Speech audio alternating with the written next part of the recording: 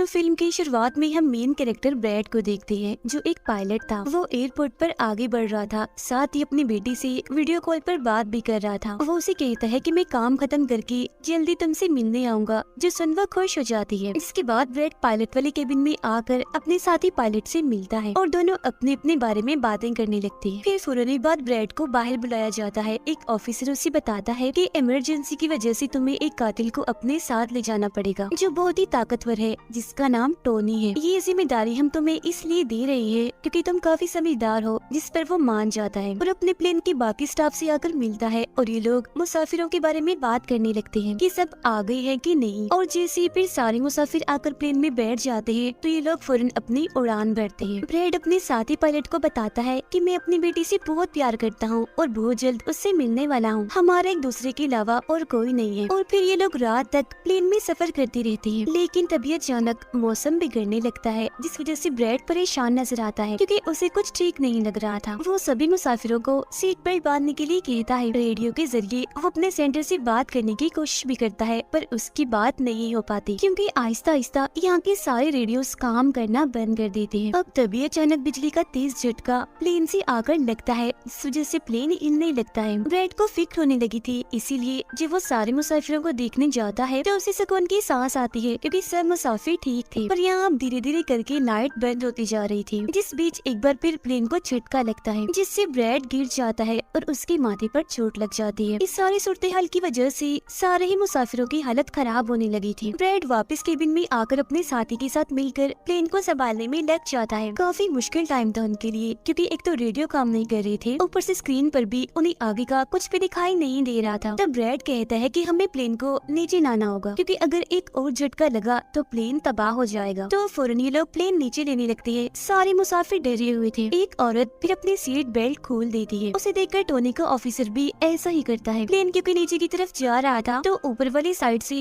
वो जोर से टकराते हैं, इतनी जोर से कि फौरन ही उनकी मौत हो जाती है। अचानक तेजी से प्लेन नीचे आने लगता है। तब ब्रैड और उसका साथी जल्दी से इसे कंट्रोल में कर लेते हैं। तभी एयर होस्टेस आकर ब्रैड को बताती है कि मुसाफिरों की हालत खराब हो रही है, जिस पर वो कहता है कि सबको संभालो, अपनी अपनी सीट्स पर बैठने का कहो क्योंकि जल्दी हम करीबी एयरपोर्ट पर उतरने वाले हैं। अब ये दोनों देखते हैं कि हम एक आइलैंड के ऊपर से गुजर रहे हैं, तो कोई और रास्ता फिलहाल ना होने पर ये इस आइलैंड पर प्लेन उतारने का फैसला करती है। वो कोई ठीक सी जगह देकर फिर प्लेन को उतार ही देते हैं। हालांकि उन्होंने इमरजेंसी लैंडिंग की थी, पर फिर भी सही सलामत वो उतर ही गए थे। अब ब्रैड और उसका साथी तब खुश होते हैं जब उन्हें पता चलता है कि थोड़ी बहुत बिजली अभी भी प्लेन में है। इसके बाद ब्रैड सभी को नीचे उतरने का कहता है। उधर प्लेन की कंपनी का मालिक भी देख लेता है कि अचानक प्लेन कहीं गायब हो गया है क्योंकि उसने प्लेन को लैंड होते हुए नहीं देखा था और काफी देर से रेडियो खराब होने की वजह से उसका राब्ता भी नहीं हो पाया था, इसीलिए वो थोड़ा टेंशन में नजर आता है। अब एयर होस्टेस ब्रैड को आकर बताती है कि टोनी को लाने वाली ऑफिसर की मौत हो गई है। जो सुन ब्रैड को दुख तो होता है, पर वो उसे कहता है कि चलो जो भी हुआ अब बाकी मुसाफिरों का ख्याल रखो। अब सारे लोग इस सोच में थे कि हम यहाँ क्यों उतरे हैं, जिस वजह से ब्रैड सामने आकर बताता है कि इमरजेंसी की वजह से हमें यहाँ उतरना पड़ा। प्लेन में अभी भी थोड़ी बहुत बिजली मौजूद है, जिससे हम बाकी बिजली की चीजों को ठीक कर लेंगे। तब तक आप लोग यहाँ आराम से रहिए, खाना पानी मिलेगा और रहने की जगह भी, और आप लोग घबराइएगा नहीं, बहुत जल्द हम यहाँ से निकल जाएंगे। उधर प्लेन कंपनी के मालिक की मुलाकात एक रेस्क्यू एक्सपर्ट से होती है, जो ऐसे लोगों को खोज निकालने का काम करता है जो मुश्किल में कहीं फंसे होते हैं। कंपनी का मालिक उसे कहता है कि मुझे मेरे प्लेन की सारी डिटेल्स, जैसे कि वो कहाँ गया, उसके वर्कर्स, मुसाफिरों की सबकी जानकारी चाहिए। अब ब्रैड प्लेन के पास आकर उसे ठीक करने में लग जाता है, पर वो देखता है कि प्लेन में पावर बिजली काफी कम है, इसीलिए इनको इंतजार करना होगा क्योंकि रेडियो भी अभी काम नहीं कर रहे। फिर जब वो इस बारे में अपने साथी पायलट को बताता है तो उसका साथी नक्शा देखकर बताता है कि हम एक प्राइवेट आइलैंड पर फंसे हुए हैं। ये कोई आजाद जगह नहीं है, बल्कि यहाँ एक प्राइवेट आर्मी का कब्जा था, जो बुरे लोग थे क्योंकि उसमें सारे ही गुंडे थे, और अगर उन्होंने हमें कोई भी नुकसान पहुँचाया तो गवर्नमेंट भी हमें नहीं बचा पाएगी। जो सुन ब्रैड कहता है कि अब कैसे भी करके हमें अपनी रेस्क्यू टीम को यहाँ बुलाना ही होगा ताकि वो आकर हम सबको बचा ले, क्योंकि यही एक रास्ता है यहाँ से निकलने का। अब ब्रैड सबके पास आकर उन्हें बताता है कि किसी खराबी की वजह से रेडियो अभी भी काम नहीं कर रहा, जो सुनकर सारे लोग काफी परेशान हो जाते हैं। ब्रैड उन्हें फिर तसल्ली देता है कि हम आइलैंड की दूसरी साइड पर जाकर रेडियो को ढूंढेंगे और अपनी टीम से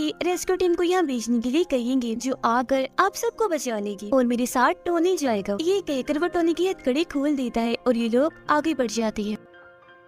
अब हम प्राइवेट आर्मी यानी जो बुरे लोग थे उनके हेड को देखते हैं, जिसके पास एक आदमी आकर बताता है कि यहाँ आइलैंड पर एक प्लेन आकर रुका है इमरजेंसी की वजह से, और उसके अंदर बहुत सारे लोग हैं जो अलग अलग मुल्कों से हैं। जो सुनकर प्राइवेट आर्मी का हेड उसे पैसे देता है इस जानकारी की और फौरन अपनी टीम को तैयार होने का कहता है, क्योंकि शायद ये लोग उन्हें लौटने के इरादे से जाने वाले थे। आइलैंड के जंगल में ब्रैड और टोनी आगे बढ़ रहे होते हैं। टोनी ब्रैड से पूछता है कि तुमने मुझे आजाद क्यों किया और अब कहाँ लेकर जा रहे हो? तब ब्रैड उसे कहता है क्योंकि मैं तुम्हारी वजह से सबको खतरे में नहीं डाल सकता, और यह एक खतरनाक प्राइवेट आर्मी है जिसका मेरे साथ मिलकर तुम्हें सामना करना है। वो फिर और भी बहुत सारे सवाल ब्रैड से करता है और फिर अचानक ही चुप हो जाता है। तो जब ब्रैड पीछे मुड़कर देखता है तो टोनी वहाँ नहीं था, वो गायब हो गया था। उधर रेस्क्यू एक्सपर्ट प्लेन की जानकारी निकालने में लग जाता है। एक वीडियो में वो ब्रैड को देखता है जो झगड़ते हुए मुसाफिर से लड़कर उसे काफी मारता है। अब उसकी लड़ने की मारते देखकर रेस्क्यू एक्सपर्ट काफी खुश हो गया था, जिसके बाद वो एक प्राइवेट कंपनी के लीडर से बात करता है। कहता है कि आप लोग तैयार रहिए, कभी भी आपकी जरूरत हमें पड़ सकती है, जिस पर वो हाँ बोलता है। जंगल में आगे बढ़ते हुए ब्रैड एक खाली पड़ी फैक्ट्री में जाता है, जहाँ वो एक बंद रेडियो मशीन को ढूंढ ही लेता है और फिर उसे ठीक करके फोन लगाता है। हेल्पलाइन पर उसकी बात होती है, जिन्हें वो अपने प्लेन और इस आइलैंड के बारे में बताता है, लेकिन लाइन में कोई गड़बड़ी होने की वजह से सामने वाला इंसान उसकी बात सुन ही नहीं पाता। तब उसे एक आइडिया आता है, वो ये सारी चीजें अपने बेटे को लिखवा कर उसे अपने ऑफिस में बताने का कहता है। अब तभी एक आदमी आकर ब्रैड पर हमला कर देता है, तो वो उसे पकड़कर काफी मारता है और बेहोश कर देता है। तभी ब्रैड को महसूस होता है जैसे इस कमरे में कोई आ रहा है, इसीलिए जल्दी से वो छुप जाता है। पर वहाँ और कोई नहीं बल्कि टोनी था, जिसने बहुत सारे गुंडों को मारकर उनके हथियार ले लिए थे, और वो ब्रैड को आवाज लगाने लगता है। फिर जब ब्रैड सामने आता है तो कुछ हथियार वो उसे भी दे देता है। इसके बाद ये दोनों नीचे की तरफ आने लगते हैं। तब यहाँ उन्हें एक कैमरा मिलता है जिसमें चल रही वीडियो से उन्हें पता चलता है कि वो खतरनाक प्राइवेट आर्मी यहाँ आने वाले लोगों को अगवा कर देती है और फिर उन लोगों की फैमिली से अच्छी खासी रकम लेती है उन्हें छोड़ने के बदले। जो देख वो समझ जाते हैं कि हमारे मुसाफिर भी खतरे में हैं। अब ये दोनों बाहर खड़ी गाड़ी में आकर बैठ जाते हैं और अपने मुसाफिरों की तरफ जाने लगते हैं। उधर जब सारे मुसाफिर बैठे हुए थे तो तभी उन्हें किसी गाड़ी की आवाज आती है। वो ये सोचकर काफी खुश हो जाते हैं कि जरूर ये ब्रैड है, पर ब्रैड नहीं, वहाँ तो वो खतरनाक प्राइवेट आर्मी थी। वो गोलियां चलाकर इन लोगों की तरफ बढ़ रहे थे। इन गोलियों की आवाज ब्रैड और टोनी ने भी सुन ली थी। प्राइवेट आर्मी का हेड पायलट से सभी मुसाफिरों की लिस्ट मांगता है। तब जल्दी से एयर होस्टेस उसे लिस्ट लाकर दे देती है। फिर वो हेड पूछता है कि तुम्हारा सीनियर पायलट ब्रैड कहाँ पर है, जिस पर वो बताता है कि किसी काम से वो जंगल में गया था पर अभी तक वापस नहीं आया। इसी दौरान एक औरत वहाँ से भागने की कोशिश करती है, पर वो लोग गोली चलाकर उसे मार देते हैं। ये आवाज सुनकर ब्रैड उनकी मदद करने के लिए भागता है, पर टोनी उसे रोक लेता है। गुंडे सारे मुसाफिरों को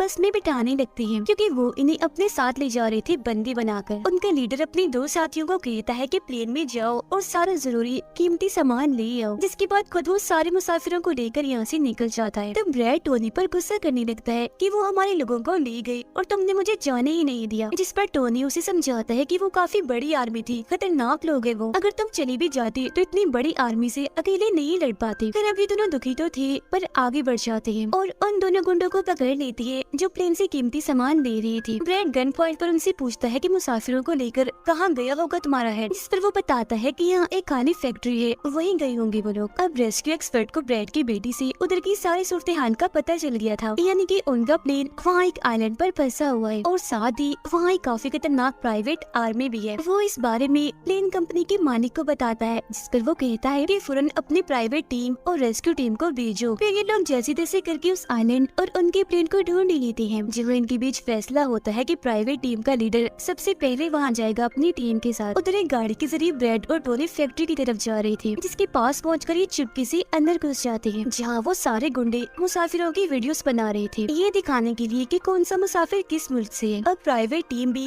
प्लेन के पास पहुंच जाती है, पर इन्हें जब वहाँ कोई नहीं दिखता तो टीम का लीडर प्लेन के अंदर जाकर चेक करता है, जहाँ 2 लोगों की लाशें थी। इसके अलावा वहाँ ब्रैड का छुड़ा हुआ मैसेज भी मिल जाता है, जो कि उस फैक्ट्री तक आने का रास्ता था। फैक्ट्री में दोनों छुपकर उन गुंडों पर नजर रख रही थी, जिनमें से 2 गुंडों को वो पीछे से आकर पकड़ लेते हैं और मुंह बंद करके उनका दम घोट देते हैं, जिससे उनकी मौत हो जाती है।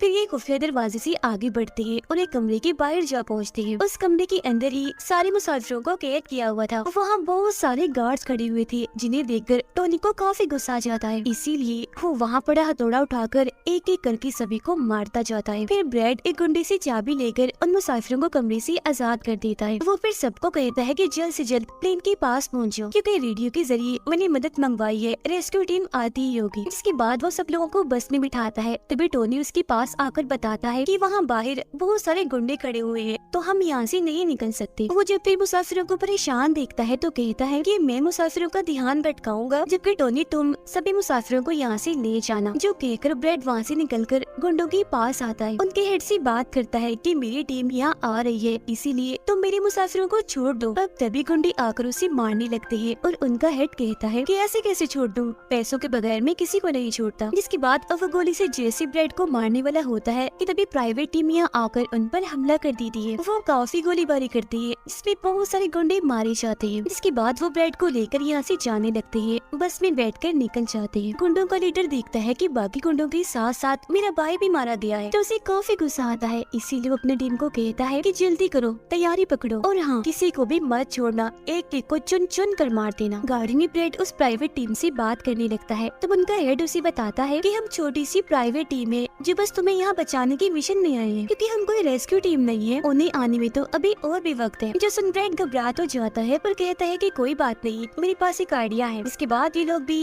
प्लेन के पास आ जाते हैं, जहाँ सारे मुसाफिरों को टोनी पहले ही ला चुका होता है। ब्रैड फिर अपने लोगों को कहता है कि एक प्राइवेट टीम हमारी मदद करने यहाँ आ गई है और अब उनकी मदद से हम प्लेन को चला लेंगे और फौरन यहाँ से निकल जाएंगे। तो आप सब लोग जल्दी से प्लेन में बैठ जाएं, क्योंकि हम रेस्क्यू टीम का इंतजार नहीं कर सकते, उन्हें आने में वक्त है और अगर हम यहाँ रुके तो उस खतरनाक आर्मी के हाथों मारे जाएंगे। जो सुनकर सारे लोग प्लेन में बैठ जाते हैं, जबकि ब्रैड प्राइवेट टीम के लीडर के साथ मिलकर प्लेन को ठीक करने में लग जाता है। जहाँ तभी वो गुंडे आकर इन पर हमला कर देती है, जिनको देखकर प्राइवेट टीम उन्हें रोकने में लग जाती है और यहाँ दोनों तरफ से ही काफी गोलीबारी होती है। पर इस टीम के पास काफी अच्छी गन्स थी, तो वो बहुत सारे गुंडों को मार गिराती है। ब्रैड टीम के लीडर को बताता है कि मैं अगले 5 मिनट में प्लेन को स्टार्ट कर दूंगा, मतलब कि चला दूंगा, जिसके बाद हम सब लोग उड़ान भरेंगे। फिर वो टोनी का शुक्रिया भी अदा करता है कि तुमने मेरा इतना साथ दिया। फिर ब्रैड गोलियों के बीच से ही होता हुआ अंदर आकर बैठ जाता है और अपने साथी पायलट के साथ मिलकर प्लेन चलाने लगता है। टोनी की गोलियां खत्म हो गई थी और जब वो प्राइवेट टीम का बैग चेक करता है तो उसे वहाँ पैसों से भरा हुआ एक बैग मिलता है। पर फिलहाल पैसों को ऐसे ही छोड़कर दूसरे बैग से गन लेकर दोबारा गुंडों से लड़ने लगता है, जहाँ तब तक ब्रैड भी पूरे प्लेन को घुमा भी चुका होता है। फिर वो प्राइवेट टीम भी प्लेन में चढ़ने लगती है। ब्रैड को प्लेन कंपनी का मालिक बताता है कि मैं तुम्हें कोई महफूज जगह बता दूंगा जहाँ तुम जा सकते हो। सभी लोग तो प्लेन में चढ़ जाते हैं, पर टोनी नहीं चढ़ता। वो पैसों से भरा बैग लेकर वहाँ से भागने लगता है। तब उसे जाता हुआ देखकर प्राइवेट आर्मी उनके प्लेन पर हमला कर देती है। उनका हेड प्लेन के सामने रॉकेट लॉन्चर लाकर उन्हें एक ही झटके में उड़ाने का सोच रहा था, लेकिन उसे टोनी देख चुका था। वो उसे गोली मारकर गिरा देता है, ऐसा करने से रोक लेता है। ये देखकर ब्रैड को बहुत खुशी होती है, जिसके बाद वो अपनी पूरी ताकत लगाकर प्लेन उड़ाने में कामयाब हो ही जाता है। इस वजह से टोनी भी खुश था और वो भी फिर वहाँ से चला जाता है। ब्रैड प्लेन को आइलैंड से दूर ले जाता है, जबकि प्लेन का मालिक उसे एयरपोर्ट का बताता है जहाँ ये लोग जा सकते थे, जो काफी करीब था। तब ब्रैड उस तरफ प्लेन ले जाने लगता है, पर एक बार फिर प्लेन तबाह होने लगता है। इसलिए ब्रैड दोबारा से इमरजेंसी लैंडिंग करवाता है और उनका प्लेन नीचे आने के बाद जंगल के रास्ते आगे बढ़ने लगता है। सब लोगों की जान बच गई थी, इसीलिए वो काफी खुश थे। उधर प्लेन कंपनी का मालिक और उसकी टीम भी बेहद खुश थी। ब्रैड और उसका साथी भी सुकून की सांस लेते हैं कि कम से कम वो उस आइलैंड से तो निकल आए थे और सबकी जान भी बच गई थी। कुछ ही देर में यहाँ इनकी रेस्क्यू टीम भी आ जाती है, जिन्हें देखकर सारे मुसाफिर खुश तो थे, साथ ही ब्रैड की बहादुरी पर तालियां बजा रहे थे। ब्रैड फिर सारे मुसाफिरों को रेस्क्यू टीम के साथ भेज देता है, जिसके बाद वो अपनी बेटी से बात करता है। वो इस बात से काफी खुश थी कि थैंक गॉड मेरे डैड जिंदा है। दोनों भाई बेटी बात करके बहुत खुश थे और इसी के साथ ब्रैड की बहादुरी की ये कहानी इधर ही खत्म हो जाती है।